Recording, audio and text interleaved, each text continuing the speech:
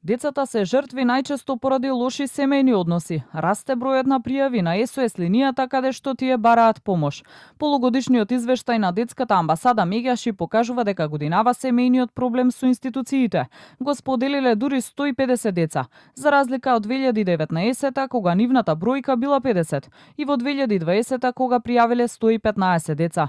Најголемиот процент од јануари до сега се јавиле поради кавги на нивните разведени родители, а многумина се пожалиле и на меѓуврсничко, физичко, сексуално и ментално насилство. За време на пандемијата пак се користи можноста главниот старател да му попречи право на видување на вториот родител со неговото дете.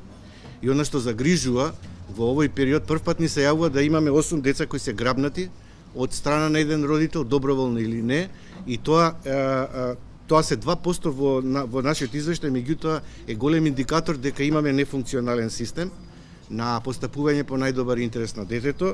Тим од психолози спровеле и онлайн анкета од учениците, родителите и наставниците.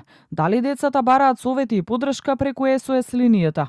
Многумина одговориле дека немале потреба. Други пак се срама да разговараат со непознати луѓе за личните проблеми, а голем процент од родителите сметаат дека нивните деца не треба да се јавуваат на СОС линии, туку нивните грижи да ги решат дома. Одговори од типот нема да му користи на детето, дека нема детето никаква потреба од тоа, дека они како родители може да му помогнат за се што треба.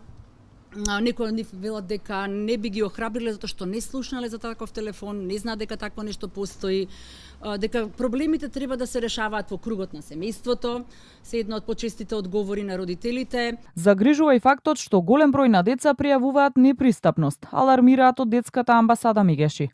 Образованието, здравствената заштита, немање на извод од матична книга на родините се дел од главните проблеми со кои се соочуваат висок процент од децата.